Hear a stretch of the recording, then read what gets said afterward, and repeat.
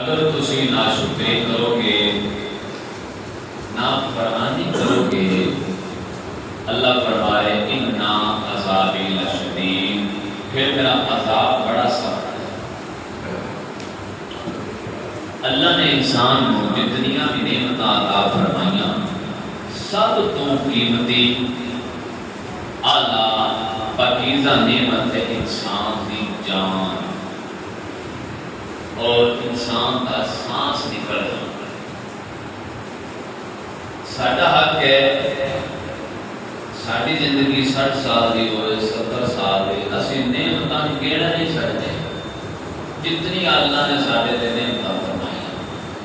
اور ایک گل میری بھی نہیں ہے، اللہ کا قرآن کہہ رہے ہیں کہ وَإِن تَعُدُّوا نِعْمَتَ اللَّهِ لَا تُحْصُوهَا، میں تمہیں جتنیاں نعمتاں عطا فرمائیاں اگر تسی انہوں گننا چاہو تو گن نہیں سکتے۔ یہ مطلب ہے اللہ نے حضرت انسان تے لا تعداد اور بے شمار اور ان گنت نعمتاں عطا فرمائی۔ بندے دی پیمانے دے تو افضل نہیں آ سکتی، اتنا اللہ دا بندے تے خاص کرم اور فضل ہے۔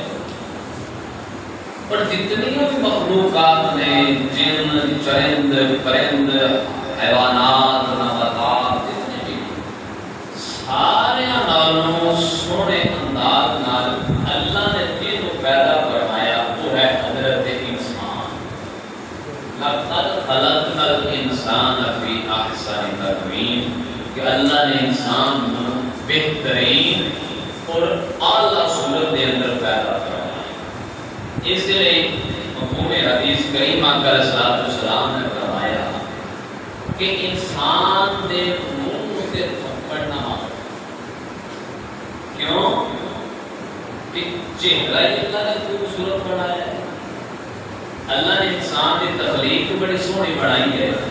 اگر کبھی مارن کی ضرورت پڑے تو اکھاں بھی سنبھال لو، لیکن کسی چہرے تے نہ تھپڑا، کیونکہ چہرہ ایک عزت دار چیز ہے۔